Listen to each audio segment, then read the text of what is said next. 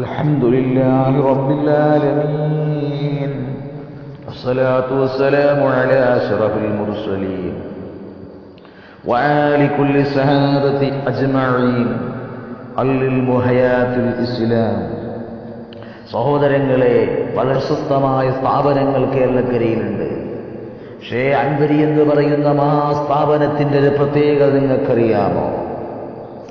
കേളുവിൻ്റെയും കോരൻ്റെയും മകളായ ലക്ഷ്മി എന്ന് പറയുന്ന ഒരു ഇതര സമുദായത്തിൽപ്പെട്ട ആരും തൊട്ടുകൂടാത്തവർ, ചിണ്ടിക്കൂടാത്തവർ എന്ന് പറയുന്ന കാലഘട്ടത്തിൽ ജീവിച്ച കേളുവിൻ്റെയും കോരൻ്റെയും മകളായ ലക്ഷ്മി ഇന്ന് ചിലവർക്ക് പണമുള്ളതിൻ്റെ പേരിൽ, സ്വാധീനമുള്ളതിൻ്റെ പേരിൽ ഒന്നുമില്ലാത്ത സാധുക്കളെ തള്ളിക്കളയുന്നില്ലേ? അവർ കുടുംബത്തിൽ, ഒരേ കുടുംബത്തിൽ ജനിച്ചവരാകും, ഒരു കുടുംബത്തിൻ്റെ ഉമ്മയുടെയും ബാപ്പയുടെയും ഭാഗങ്ങളിൽ നിന്നുള്ളതാകും, അടുത്ത ജുസുകളിൽ നിന്നുള്ള ബന്ധങ്ങളാകും. പക്ഷേ പണമെന്ന രാജാവ് വന്നപ്പോൾ പാവപ്പെട്ടവനെ മറന്നുപോകുന്നു, സാധുക്കളുടെ ജീവിതം മറന്നുപോകുന്നു. എന്നാൽ കേളുവിൻ്റെയും കോരൻ്റെയും മകളായ ലക്ഷ്മി ലോകമറിയപ്പെടുന്ന, ലോകത്തെ അറിയുന്ന ഇസ്ലാമിനെ അറിഞ്ഞു കടന്നു വരികയാ. ഒരിക്കൽ പറയുന്ന, എനിക്ക് മുസ്ലിമാകണം. മഹാനായ അമ്പംകുന്ന് വീരാമ്പലിയുള്ളാന്റെ അടുക്കൽ പറയുകയാ, എനിക്കൊന്ന് ഷഹാദത്ത് കലിമ ചൊല്ലിത്തരോ തങ്ങളെ. ആരാ പറയുന്നറിയണം? കേളുവിൻ്റെയും കോരൻ്റെയും മകള് വന്ന് പറയുകയാ, ഷഹാദത്ത് കലിമ ചൊല്ലിക്കൊടുക്കുന്നു അജ്മീർ ഹാജാ മൊയ്നുദ്ദീൻ ചിശ്തി തങ്ങളുടെ മുരീദായ അതേ മഹാനായ അമ്പംകുന്ന് വീരാമ്പലിയുള്ള വിലായത്തിന്റെ മർത്തബയിൽ ഒന്നാം സ്ഥാനമെത്തപ്പെടാനുള്ള കാരണമെന്തേ? ആ അമ്പംകുന്ന് വീരാമ്പലിയുള്ളാഹിൽ നിന്ന് തർബിയത്തിന്റെ മഹാതിരുനോട്ടം അതേ എടുത്ത് വെച്ചതിന് ശേഷം പിന്നെ അങ്ങോട്ട് അള്ളാഹുവിന്റെ ഹിദായത്തിന്റെ പടക്കുതിരയായി മാറി മഹദി.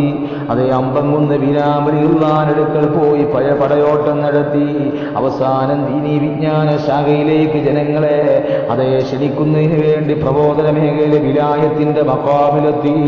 അന്ന് ജീവിച്ചിരുന്ന ചാപ്പനങ്ങാടി ഉസ്താദ്, കക്കിടിപ്പുറം അബൂബക്കർ ഉസ്താദ്, മഹാനായ അതേ മടവൂർ സിയം വലിയുള്ളാഹി, കക്കിടിപ്പുറം വലിയുള്ളാഹി, ചാപ്പനങ്ങാടി വലിയുള്ളാഹി, മഹാനായ ശംസുൽ ഉലമാ, അങ്ങനെയുള്ള മഹാന്മാരായ പണ്ഡിതന്മാർ അതേ ഈ മഹദിയുടെ ചാരത്ത് വന്ന് ദുആക്ക് വേണ്ടി, അതേ ദുആ ചെയ്യുന്നതിന് വേണ്ടി അഭ്യർത്ഥന നടത്തിയ ചരിത്രമില്ലേ?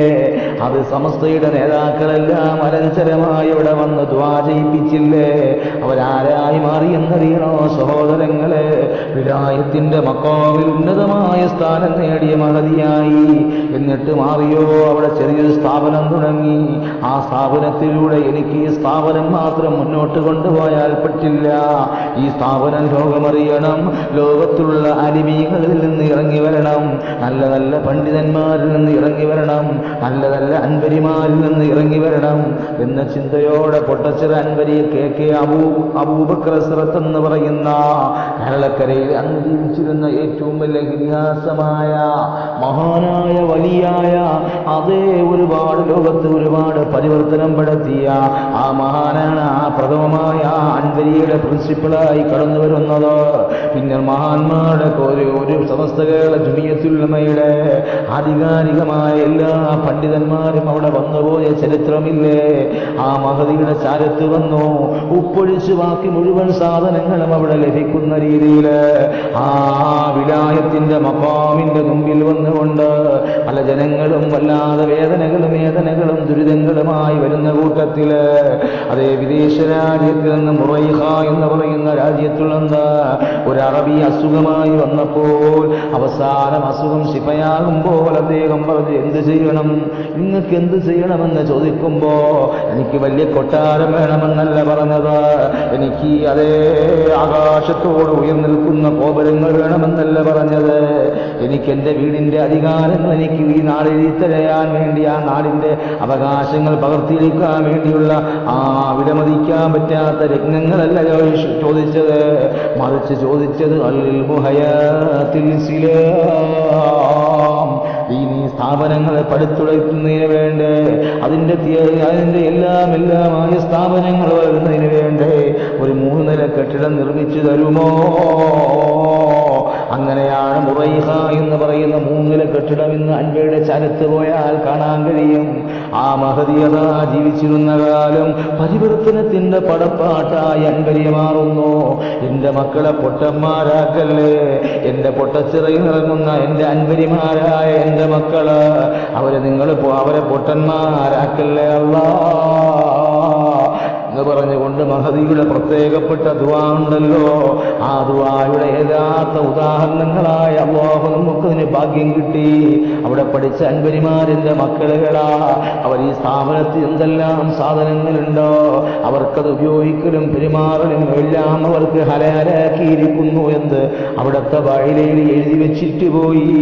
അത് അവിടുത്തെ ബാനിയായ അൻവരിയുടെ മഹദിയായ അതേ പൊട്ടച്ചിറ അൻവരിയുടെ മഹദിയായ ബാനിയത്തിൽ കുല്ലിയത്തിൽ അൻവരിയുടെ മഹദിയായ ഈ ഉമ്മ എഴുതി വെച്ചിട്ട് പോയ ചരിത്രമാ.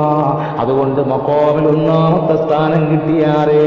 അതുകൊണ്ട് ആരെയും നിരാശരായി തള്ളരുതേ, ആരെയും ഒന്നുമല്ലാത്ത രീതിയിൽ കാണരുതേ. അള്ളാഹു ധരിച്ചാൽ ഒരാൾക്ക് ഹിദായത്ത് കൊടുക്കണമെന്ന് കരുതിപ്പോയാൽ അവർ 1ാമത്തെ മർത്തബയിലെത്തിയുന്നതിന് ഏറ്റവും വലിയ തെളിവാ. നമ്മൾ എനിക്കവർ ചണ്ടരല്ലേ, അവരൊന്നും കൊള്ളാത്തവരല്ലേ, അവർ വേറെ കുടുംബമല്ലേ, അവർ വേറെ പാർട്ടിയല്ലേ എന്ന് കരുതണ്ട. ചിലരുടെ ദുആക്ക് ഇജാബത്തുണ്ട്, ചിലരുടെ വേദനയ്ക്ക് വല്ലാത്തല്ലാനടക്കൽ പ്രതിഫലമുണ്ട്. നമ്മൾ ചിലപ്പോൾ നിസ്സാരമായി തള്ളുന്നവരാകാം. അങ്ങനെ ലോകമറിയുന്ന ലോകത്തെ അറിയുന്ന ഔലിയാക്കളുടെ പട്ടികയിലുള്ള മർത്തബയിലെത്തി മഹദി. ഇന്നും പൊട്ടച്ചിറയിൽ അൻവരിയിൽ സിയാറത്തിന്റെ മഖാമിൽ വന്നു നോക്കുമ്പോൾ ജനങ്ങളുടെ തിരക്ക് കാരണം, വേദനകളുടെ പ്രയാസങ്ങളുടെ പ്രതിസന്ധിയുടെ തിരക്ക് കാരണം ഒരു മുസ്ലിമായ ഒരു മഹദിയല്ലായിരുന്നു.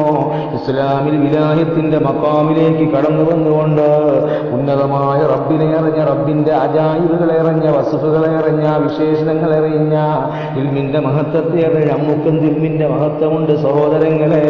ആ മഹദിയിലോട്ട് തുല്യം ചെയ്യുമ്പോൾ, ആ മഹദിയുടെ കാര്യങ്ങളിലോട്ട് ചേക്കേറുമ്പോൾ ഞാൻ നിങ്ങൾ എന്താ ചെയ്തത്? ഇന്നും അൻവരിയുടെ പെരുമാറിൽ ആ മഹദി അന്തിയുറങ്ങുന്നുണ്ട്.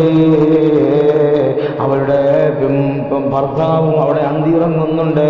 അവർക്ക് മക്കളില്ലാത്തതിന്റെ പേരിൽ എന്റെ അൻവരിയിൽ വന്ന് ഇൽമു തേടി എന്റെ മക്കളാ.